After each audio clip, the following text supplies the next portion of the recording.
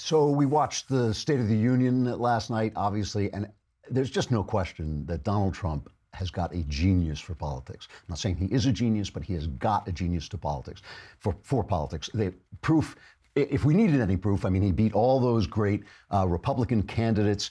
He then beat Hillary Clinton. You can say, well, she was a terrible candidate, but he chose his moment. He chose his spot when he was going to run for president, and he picked the time when she was running, and he went after her. Last night, and the other thing that I keep saying about Trump is that he learns stuff, you know, he really does. He comes into a place, he comes into a situation, and he learns how to do it. And he's gotten better at doing what he does.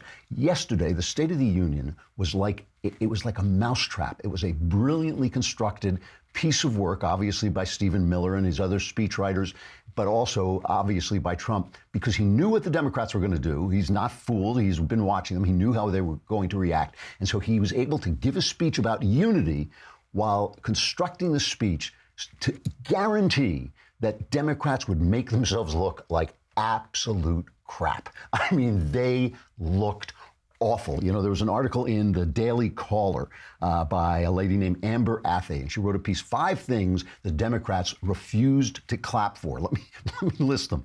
The National Anthem. I mean, Trump told a story about a little boy who went around putting flags on the graves of dead soldiers.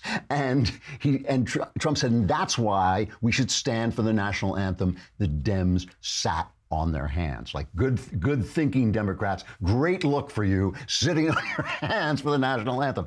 Second, God.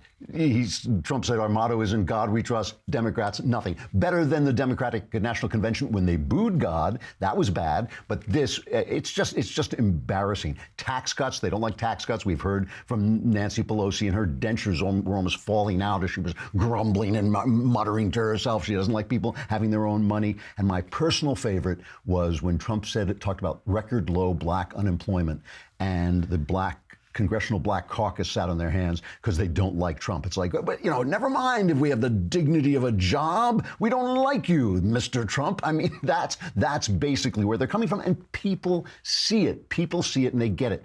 And veterans was another one. He talked about giving veterans choice in their healthcare system. Democrats sitting on their hands again. I mean, it was perfectly. He maneuvered them into position, and I believe that there was a method to his madness. There was a reason he was doing it. I have to add to the list in the Daily Caller, my favorite moment, one of my favorite moments, was when Louis Guiterres, the snarling, bitter, anti-American, pro-open borders congressman, heard them chanting USA and rushed out of the room. Just a quick picture of that.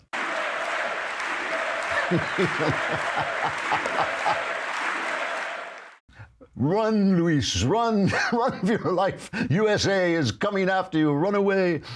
You know, every now and then, with all the drama and hysteria of the press and all the drama of politics, it's good to pause and remember for a moment just how well things are going for conservatives and for America and for the conservative vision of America, which is the founders' vision of America. It's good to remember just how entertaining Trump is. And the most important thing of all, it's good to remember how much fun I personally am having during this presidency. Because isn't that what we're all here for, to make me have fun? Absolutely. Trigger warning, I'm Andrew Klavan, and this is The Andrew Klavan Show.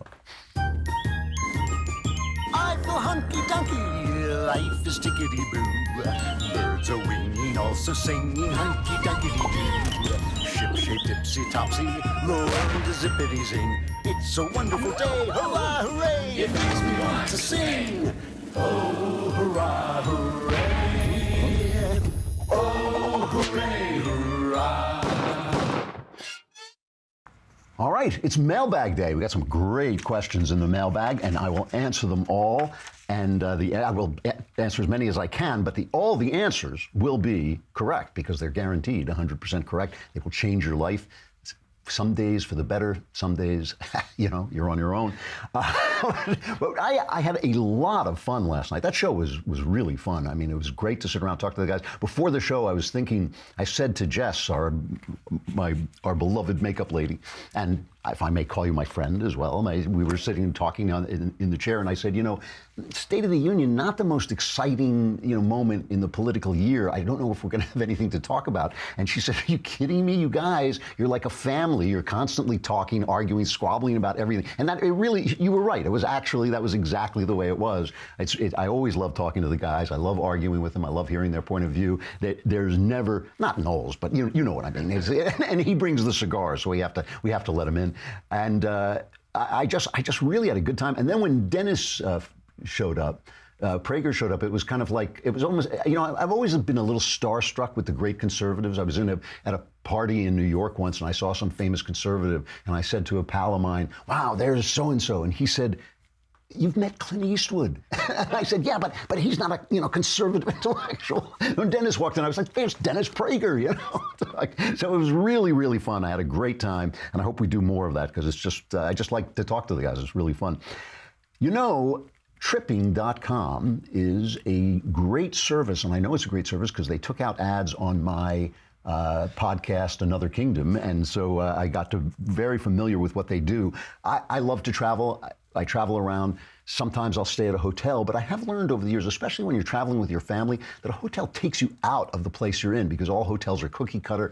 They don't always have a lot of room. If you're traveling with more than two people, if you're traveling with more than a couple, you feel like people are on top of each other. You can rent a place that will get you into the atmosphere of the place you're in. So if you go to France and you in the countryside, you can have a cottage there. You can rent, somebody's rental property will take you right there, a city, what's the word I'm looking for? A townhouse in a city, or a cottage out in the woods, or a beach house. And you can spend less time planning for this and more time relaxing with Tripping.com, because it's the world's #1 site for vacation rentals. It's trusted by millions of travelers. It's featured by the New York Times, Travel and Leisure, Forbes, and Another Kingdom. So it's good because it's in Another Kingdom. And with Tripping.com, if you're traveling to another kingdom, one search lets you filter, compare, and sort over 10 million available properties on trusted sites like VRBO, TripAdvisor, Booking.com, and more. So don't wonder if you're getting the best deal. The thing is, with Tripping.com, you're guaranteed you'll save an average of 18% per night by booking your vacation with Tripping.com. So don't forget, that's an average. You'll save an average of 18% per night. So don't forget, if you want to save time and money while booking the perfect vacation rental for your next trip, head to Tripping.com/Klavan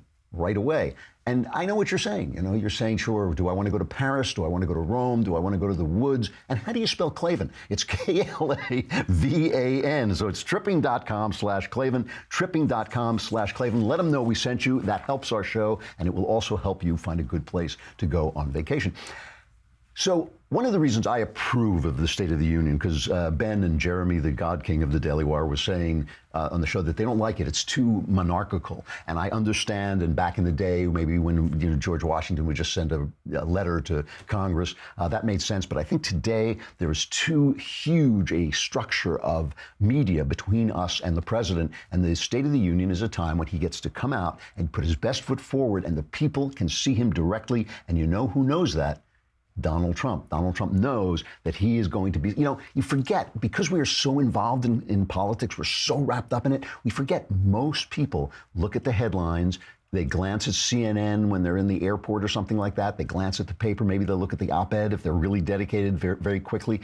And they, if you think that people know about this FISA memo, they don't know about it. New York Times, you could comb through that paper forever. I'm sure it's in there somewhere, but you really could not find it. They don't know when all the networks are telling them that Donald Trump fired Andrew McCabe. They don't know he didn't do it. They don't know that he was probably as much taken by surprise. He didn't like the guy. He was tweeting against him, but he didn't fire him. And they don't know. And this is the time when Donald Trump can stand up there and speak for himself. And as I said in the opening, this speech was not just a speech. It was a political weapon, because the Democrats are so mired in resistance, they end up hating everything that's good in life. All Donald Trump has to do is say black, they say white. He says white, they say black. He says America, they say no, and he's got them. They are trapped. So he just made them look terrible. And if you don't think so, just listen. Let's compare for a minute Donald Trump's, that whole attitude of Trump's speech, which was this optimistic, we're doing great. I mean, he had it. Look, every president brags in the State of the Union. Trump is a braggart to begin with. He's had a great year on top of that. So when he was bragging, it had a lot of resonance. So just listen to the optimism that he was putting forward. This is cut number one. This, in fact, is our new American moment. There has never been a better time to start living the American dream. So to every citizen watching at home tonight, no matter where you've been or where you've come from, this is your time. If you work hard, if you believe in yourself, if you believe in America, then you can dream anything. You can be anything. And together, we can achieve absolutely anything. Okay, so that's Trump. We can do anything, we can be anything, we can achieve anything. We're having a great American moment. Here's the Democrats' response, and this is their vision of the future. A white privileged male named Kennedy from a family of sexual abusers. Listen to the tone of his speech. This is cut number 7. We see an economy that makes stocks soar, investor portfolios bulge, and corporate profits climb, but fails to give workers their fair share of the reward. A government that struggles to keep itself open. Russia, knee-deep in our democracy. An all-out war on environmental protection. A Justice Department rolling back civil rights by the day. Hatred and supremacy proudly marching in our streets. Bullets tearing through our classrooms, concerts, and congregations, targeting our safest, sacred places. And this nagging, sinking feeling, no matter your political beliefs, that this is not right. This is not who we are. And he's standing in front of Teddy's car. You can see the broken car in the background. It's like, I hope they finally got the body out of there. But, you know, I mean, is that your experience of America? Here's the thing. They keep saying, oh, well, you know, Trump's economy is no better than Obama's economy. The New York Times was saying this morning. The wages are not right. Listen, you can jigger the numbers any way you want, but you can't jigger the dinner table. You can't jigger the dignity that comes with a job. You can't jigger the payments on your house. People know that things are going better now than they were going during Obama's economy. If you remember, I remember when Trump was running for president and they said, oh, the unemployment is at whatever it was, 7%. And he looked out and he said, if unemployment were at 7%, this room would not be filled. I mean, this is not the experience that people are having, and they're not having that depressing experience that guy was talking about. So, all right, what's the point of all this? Trump says jobs for blacks sit on their hands. Trump says there's a little boy who puts flags on heroes' graves, nothing. He says veterans, God. Here's Mika Brzezinski's reaction to the fact, defending the Democrats, not applauding for the things that we hold most dear. Here she is. Why can't people give him credit for what has happened? Why can't they give him credit for a speech that went that people had a chance to see? If you're a Democrat, there's something there for you. If you're a Republican, there's something there for you. That it had specifics. I think because he's literally screwed everybody in that room over a few times too many. He's been vulgar. He's been racist. Fair, but this he has accused one of the senators in that room of giving sexual favors for money. He's insulted the wife of a Republican senator in that room in the worst way possible. What about the speech? Your job, what you do, Frank, is you read rooms. You tell me that room is supposed to respond like this to the great dictator? Yeah, that's not what I saw. I didn't see any great dictator. I mean, you can tell us that he's an authoritarian. How is he an authoritarian? What has he done? Name one thing that Trump has done that has made the executive branch stronger. He keeps making it weaker. He keeps handing over things to Congress. He keeps dialing back the government. So there's no great dictator. You applaud for the flag. You applaud when things are going well, when people get tax cuts, when people get jobs. You applaud. And if you don't applaud, so what was the point? The point is immigration. He's now got this deal, and he gives them. He puts the deal on the table in front of the camera. He says, I am going to give 1.8 million illegals a path for citizenship. This drives his base nuts. His base doesn't want this. Ann Coulter is yelling, this is a terrible, terrible thing, okay? But everybody else who's not on that far side on immigration, everybody else is thinking, wow, that's a pretty good offer. And Trump then says, yeah, three more things I want. Border security, because this is what they keep doing. They keep giving amnesty to people saying, yeah, down the line we'll do border security, but they never do it. So he says, yeah, for this, I want a wall. I want no catch and release. I want to end the visa lottery program. That's number 3. You know, we can't give out random green cards for diversity purposes. And I want to end chain migration where you can bring in your family, because that's absurd. Once one guy comes in, everybody comes in. And they say, well, he can't all come in that year. That's not the point. We all know what this is about. And so now people are thinking, hey, that was actually a compromise. He just offered a compromise to people who won't clap for the flag, to people who won't clap for God, to people who won't clap for veterans. And when they turn this down, and they will, and he knows they will, he just goes to the people and says, hey, you know, what do you want me to do now? I offered them almost 2 million amnesties. And my base is screaming at me. What am I supposed to do? We've all seen now that they're intransigent. I mean, Joy Reid at MSNBC said it best. She sent out a tweet. She said, church, family, police, military, the national anthem. Trump is trying to call on all the tropes of 1950s era nationalism. The goal of the speech appears to be to force the normalization of Trump on the terms of the bygone era his supporters are nostalgic for. So they don't like the church, they don't like family, they don't like police, they don't like military, they don't like the national anthem, and they don't like an immigration compromise. I mean, it was masterful manipulation. Speaking of which, give your wife flowers on Valentine's Day. And don't tell me, oh, you want to give your husband flowers. Give your wife, give your girlfriend flowers on Valentine's Day.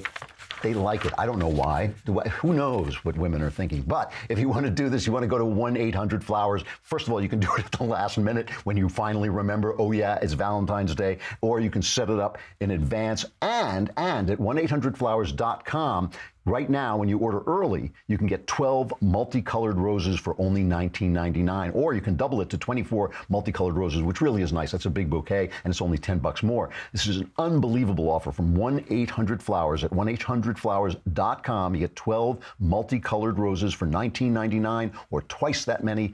I can't tell how much that is. I majored in English, but it's only $10 more, so it's only $29.99 for twice as many.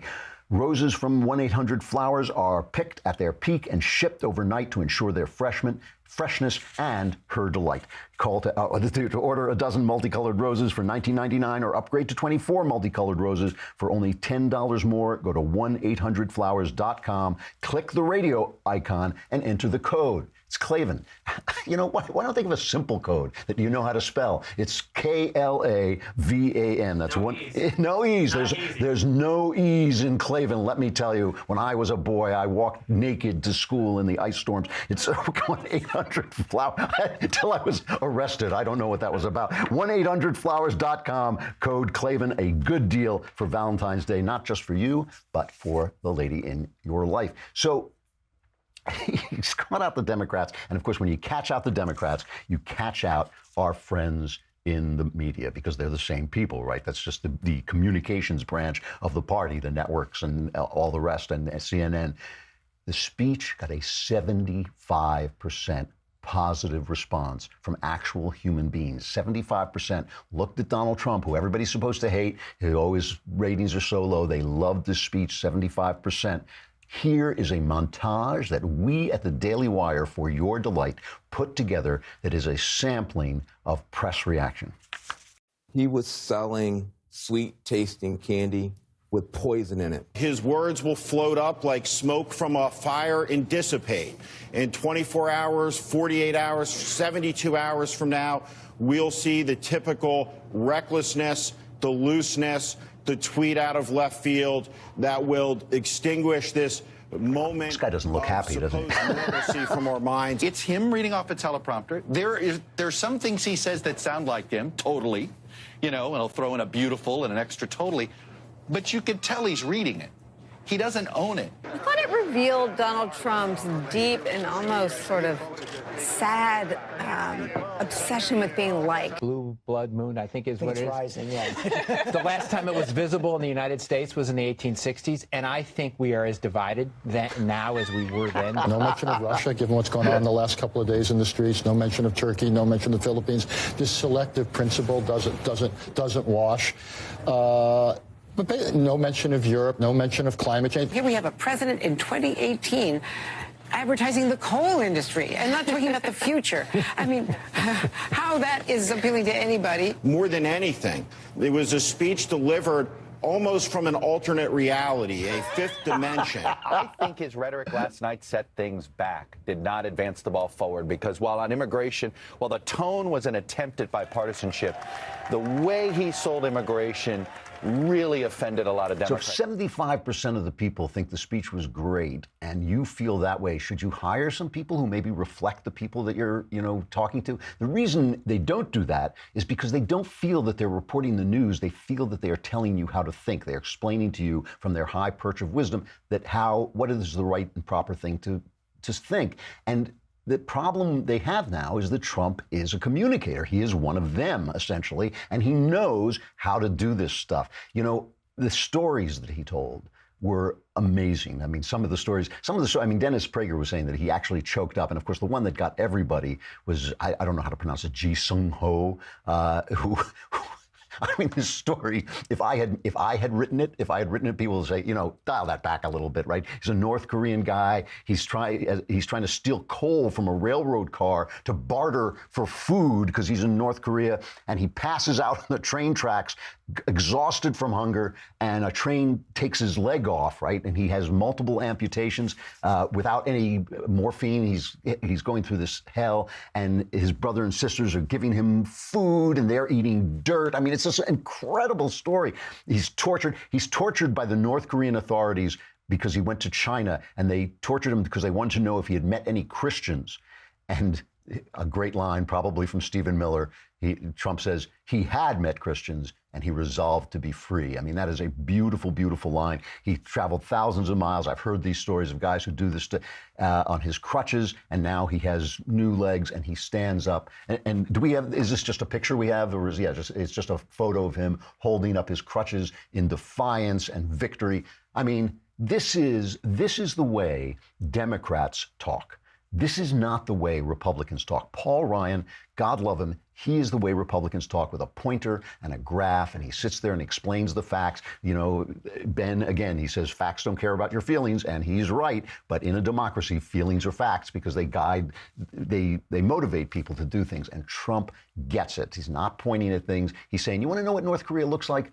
Looks like that guy. Because guess what? Nobody ever crawled to get to North Korea from South Korea. Nobody's ever tried to escape from South Korea to North Korea and gone through this stuff. And it tells you who Kim Jong-un is. George Soros is telling us that Trump and Kim Jong-un are the same. Nobody's crawling out of America, not even Lena Dunham, not even like Hollywood people. You don't see, they're showing up in Hollywood in their black dresses, but they ain't trying to get out of America. They're trying to stay because things are going well. I mean, this is the thing. When I lived in England, I remember, I've told Rob the story, but I don't think I've said it on the air. I was standing on a street corner, and it was a beautiful day. And you don't get a lot of beautiful days in England. I mean, it rains something like 60, 70% of the time. And it was just gorgeous. And I turned to the guy next to me, who was he was kind of an old-fashioned Englishman with the umbrella and the suit and everything. And I said, lovely day. And he said, it won't last. And I said, it's the weather. It's not supposed to last. The weather doesn't last. Well, the same thing is true in politics. This is tremendous fun. This is Trump at his Trumpiest. This is conservatism winning. This is the economy taking off. This is people becoming more free. Don't forget to have it. It doesn't last. Politics is like the weather. Things change. Things will get worse. Things will get better. This is a good day. This is a good time. Don't forget, while you're screaming at the Democrats, scream at the Democrats because they deserve it, but don't forget, while you're screaming at the liberals, have a good time. Remember to enjoy it. This is really a period of victory for us, and it's great. And you may say to, yes, but why do you look so terrific? And it's because I work out constantly. I work out all the time, because when you're my age, if you don't work out, it's like the last scene in a Dracula movie. You just crumble to dust. There's just not that much standing between you and the end. So you got to work out constantly, and a great way to do it is using Beachbody on demand. It's an online fitness streaming service that gives you unlimited access to a wide variety of highly effective, world-class workouts personalized to meet your needs. It also includes extensive nutritional content, all proven to help people achieve their health and fitness goals. Beachbody on Demand is a total package, which will help you become the total package as well, with familiar exercise brands. I don't know how to pronounce this one, P-I-Y-O, but I do know P90X. It's insane. Insanity, also insane. That's why they call it Insanity. 21-day fix. And this is something, you know, like you can put it on your phone. I like it because I can put it on the phone. You can just take it to a hotel if you're traveling. You can do your workout. And you know, you can use it if you just want to get in shape for something, or like me, you just don't want to die. You know, you want to continue to be able to stand upright and move. And workouts range from cardio to weight training, yoga, low impact, and even dance. And there are over 600 different ones. You can sort them by type of workout or favorite trainer. Right now, my listeners can get a free trial membership, so that's pretty cheap. As free is about as cheap as you can get. You can text Andrew, text on your phone, Andrew, to 303030. Text Andrew to 303030, and you'll get full access to the entire platform for free. All the workouts and nutrition information free. Just text Andrew to 303030. Andrew does have an E. There is E's in Andrew. Is an E in it. The mailbag is coming up, but we have to say goodbye to Facebook and YouTube, which means you can listen to it, but you won't be able to watch the beauty of it unfold in front of you. You would if you would only subscribe to thedailywire.com for a lousy $10 a month. And not only does that, if you do it for $100, you get the whole year plus Leftist Tears tumbler. Nobody uses this for an ashtray, my friend. They use the Crowder mug for an ashtray, as you saw last night. This, they just use to drink the Leftist Tears, and the ashes don't taste good, so we put them in the Crowder mug. But with your subscription, you also get to be in the mailbag. All your problems will be solved. Your life will be so much better. Or not better, but different. You know, it'll change. So come on over and listen to the mailbag. It's coming right up.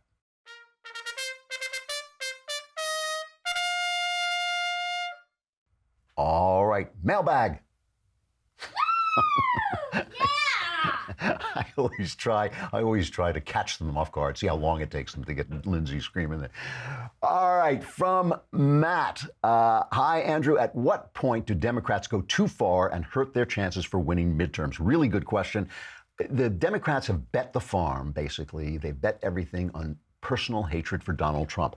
And Trump, it's possible, is his worst enemy there. He's got a gruff style. He can be bullying. He can tweet things that are sometimes not so helpful. By the way, I like his tweeting. I think his tweeting, you know, the New York Times has something like 0.5% of the reach of his tweets. So this is a way that he gets stuff out to the people who like him. But he can also be bullying. He can also go off down the wrong track sometimes. So the Democrats are depending on that. The thing is, as I always say, reality gets a vote. And if you tell people that they're not going to get taxes, or that $1,000, as Nancy Pelosi said, is just crumbs, and if you continue to tell people, oh, things are just as good as they were under Obama, or, you know, that the New York Times said today, Donald Trump didn't do anything to ISIS.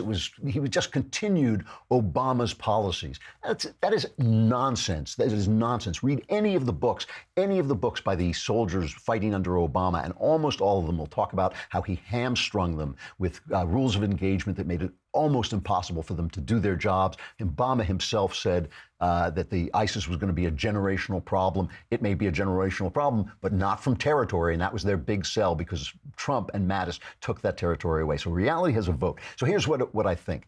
I think that if Trump can just control himself just a little bit, and it's an open question, I think, and the economy holds good, and he continues to put forward things that the Democrats say are awful, I think as this tax cut kicks in, it's going to really jumpstart this economy. It's really going to help people. People's wages are rising. It's another thing the Times said. They're not rising any faster than they were with Obama.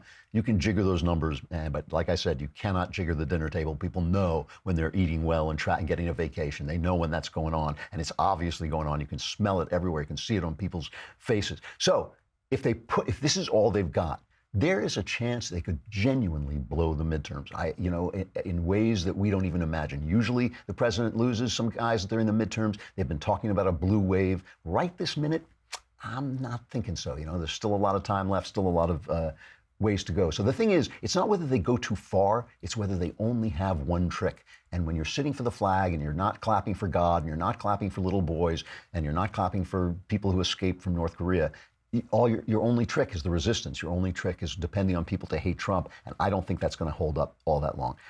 From Samuel, Dear King Klavan, I think that's concise. That contains all the other titles.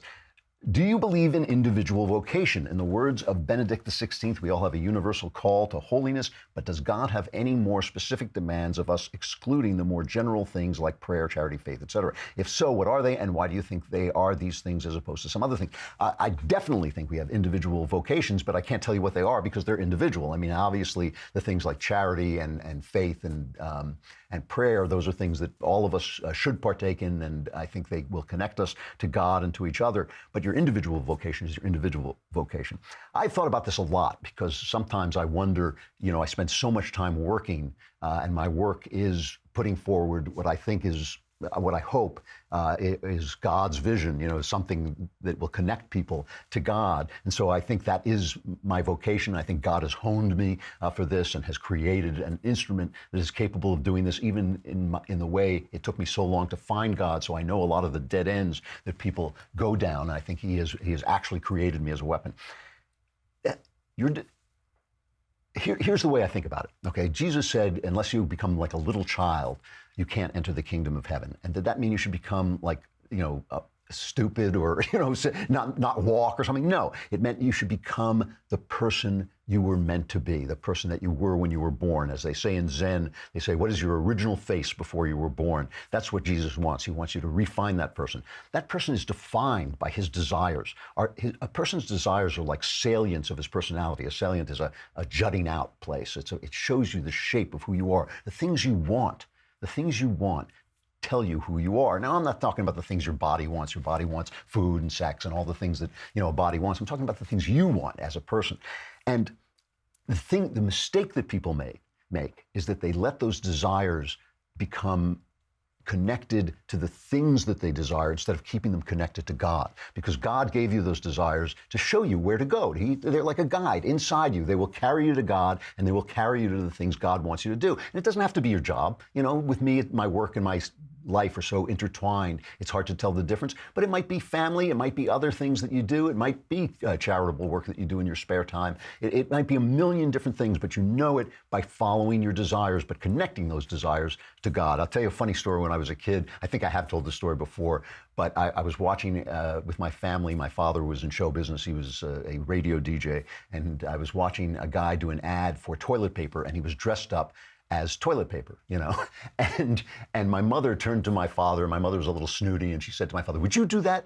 And he said, it's a job, it's a job. But I thought to myself, that guy probably studied to play Hamlet. He probably studied to act. He probably went to acting school to act in the great parts. And now he's playing toilet paper. And the reason is that he has connected his desires to the desire to act rather than what he was acting for.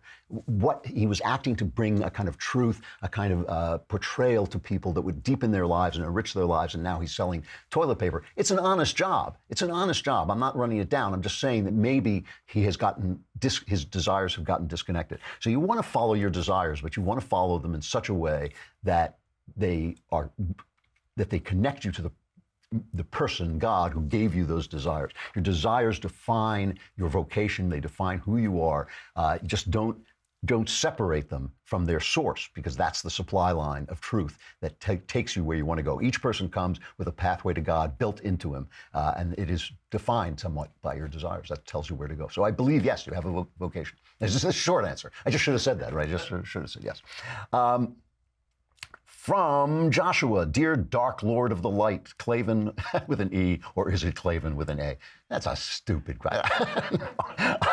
Are you not listening to me?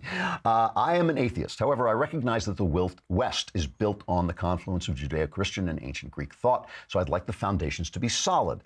A thing in the religious worldview that I fail to understand is why Western religions require God's omnipotence, because omnipotence really does seem to me to result in the system falling afoul of the problem of evil. With omnipotence in the sense that I outlined, the answer that the world couldn't be any other way and preserve things like free will or human human ability to know the good are unsatisfactory. So my question is, am I badly misunderstanding the Western religious view of God? Well, you're not. I don't think you're thinking this through quite clearly, if you'll pardon me saying so. First, if God is not omnipotent, then something controls him. And that's paganism. The pagans and the Norse myths have gods who are controlled by fate. Fate is above the gods, and there's some fate they can't avoid. We don't believe that. It doesn't really make sense for God to be God and not just the God of the trees and the God of lightning and the God of this and that. For God to be God, he really does have to be omnipotent. He has to be outside the world. Outside everything that's cause and effect. Now, you go on to say then he falls afoul of the problem of evil. With omnipotence, he could do anything he wants. Now, C.S. Lewis points out that talking nonsense and then putting the word God in it doesn't stop it from being nonsense. So when people used to say things like, can God create a stone too heavy for himself to lift? And you go, that's just language, without meaning. And then you put God in it, and people say, "Wow, that's profound." It's not. God can in fact make a world of free will. But if he makes a world of free will, it has to be free. He can't make a world of free will that's not free. So it doesn't make sense for you to say that he can make a world of free will, but people can't do evil in it. That just simply does not make any sense. Once you create freedom, you create the possibility of evil. Once you create the possibility of evil, there are going to be people who choose that. The world is a broken place. We know this. It is separated from God. And so it is in and of itself, even nature is torn and broken, and not the world that God wanted us to have and wants us to have still. So because of our free will, people sort of say that Adam sinned and therefore we all sin. I don't actually believe that's the way it works. I believe that once you start on that path of sin, we all are born into it, basically. We're born living on land that was stolen from somebody else by bloodshed. We're born, with desires that have been acted out in bad ways, and we don't know how to how to teach our children how to live right, and what the rules are and what the rules aren't, and how can we be free but still have rules.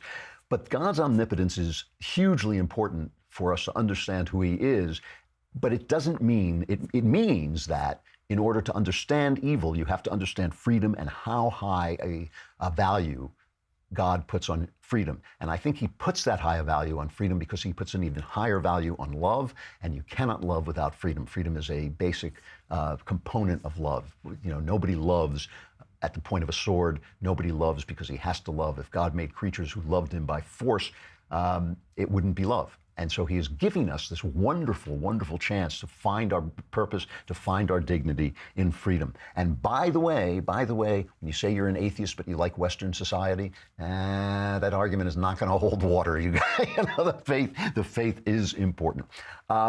Okay, from Patrick. Hello, Andrew. There are no E's in Klavan. I've listened with rapt attention to your recent talks on why the old classic movies, which relied more on witty and engaging dialogue, are much more entertaining than today's fares, which require nothing by way of clever dialogue. I would put forward that, ironically speaking, it was the production code, the Hays Code, they call it, instituted in the early 30s, which may be largely responsible for the quality of the dialogue in movies until the code died out in the late 50s. By making it hard to explicitly express sexual content, movie makers were forced to convey indirectly and non-verbally on-screen sizzle, and in doing so, their approaches were quite clever. Being forced to tone it down actually brought out more creative ways to convey more sensuous content, making it even more sensuous because it wasn't explicit. This is one of the great paradoxes of art. All artists long to be free. All art yearns to be free. And when you put restrictions on it, it does get better because people get cleverer. Once poetry lost the need for scanning and rhyme and rhythm, poetry disappeared. I mean, nobody reads poetry, and literally nobody. There are 10 people who read modern poetry. I read old poetry because I love it, but nobody reads the poetry in the New Yorker except the guy who wrote it because they've taken away the limits. And yet, I would not, there is something old-fashioned. There was, when somebody writes a sonnet, it doesn't quite work anymore. It doesn't quite describe the world as we live in it. So yes, the Hays Office, which was a foolish and stupid thing to do, made the movies better. There's simply no question about it. If you brought it back today, it would make the movies irrelevant. I mean, they're already irrelevant, but you couldn't depict life as we live it and as we know it to be with the Hayes office in place. So it's just entirely possible that nobody forced poetry into sonnet form. It just was the way it was. It's entirely possible that simply the mores of the time would have toned down the sexual content of movies and made them better. But it always is true that when you put limits on art, art becomes better because people just have to be more clever to do it. And yet, I don't believe you should put limits on art. I believe only the artist should put limits on art. It's one of the reasons I always worked in genre fiction, because genre fiction, you can't escape the needs of the fiction, and it always made a lot more sense to me. Do I have time for one more? Not really. Some good questions, but we'll have to move on, I think. Yeah. All right. Let's do Tickety-Boo News. All right. Hey, we'll just sit here, you know.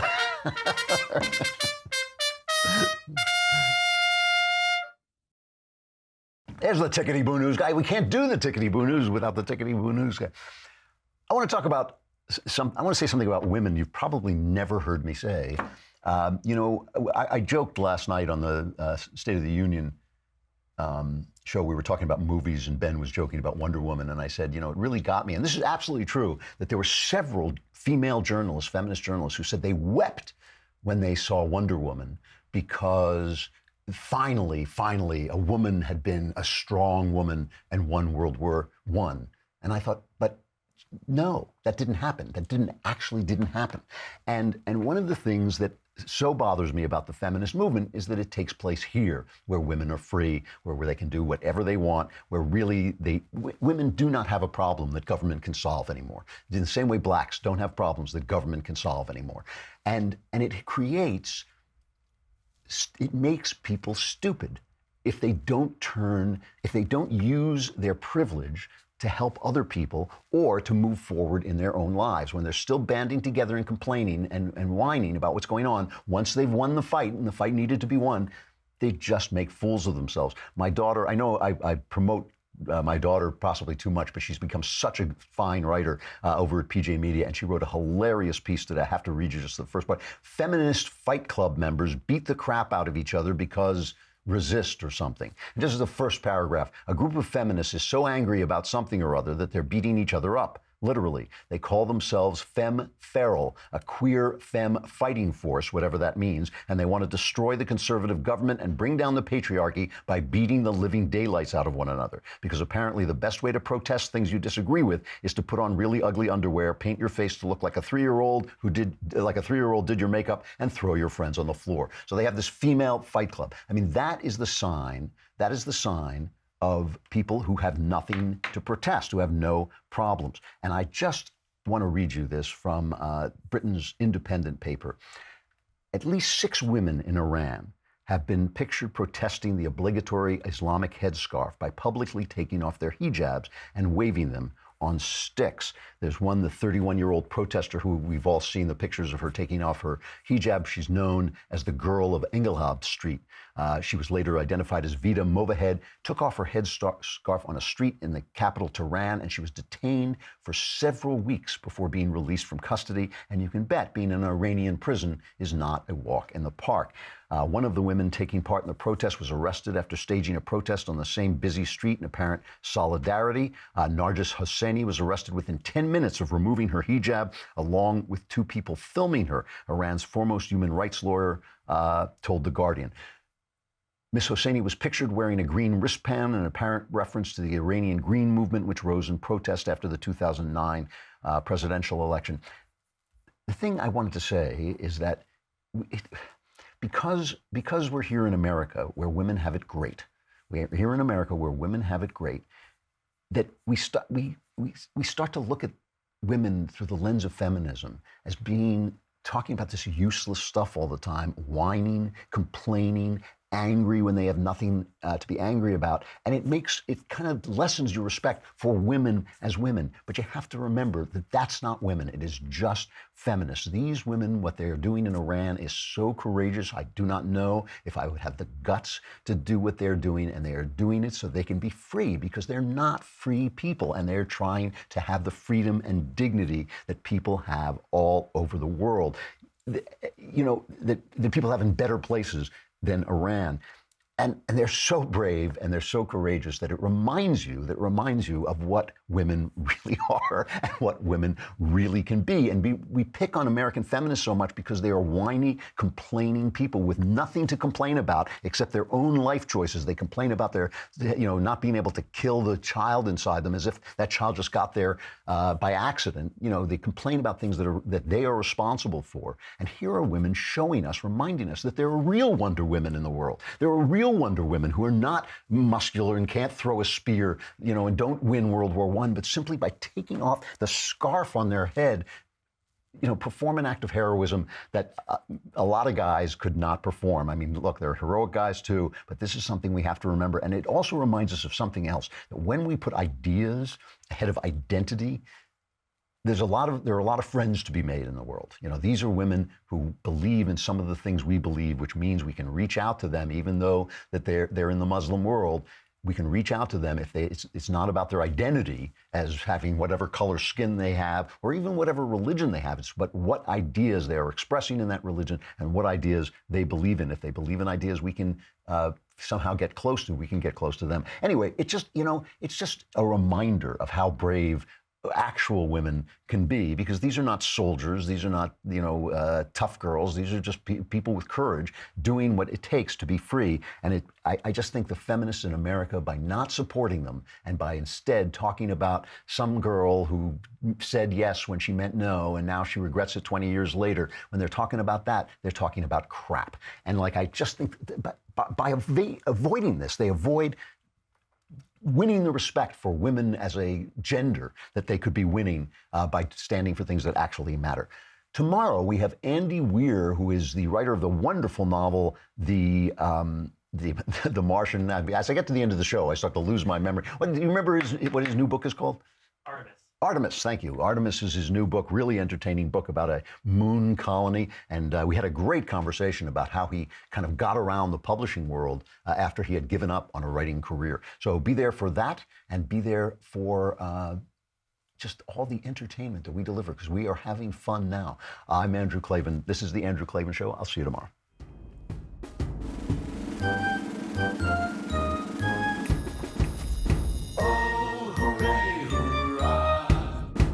The Andrew Klavan Show is produced by Robert Sterling. Executive producer, Jeremy Boring. Senior producer, Jonathan Hay. Our supervising producer is Mathis Glover. Technical producer, Austin Stevens. Edited by Alex Zingaro. Audio is mixed by Mike Cormina. Hair and makeup is by Jesua Alvera. And our animations are by Cynthia Angulo and Jacob Jackson. The Andrew Klavan Show is a Daily Wire Forward Publishing production. Copyright Forward Publishing 2018.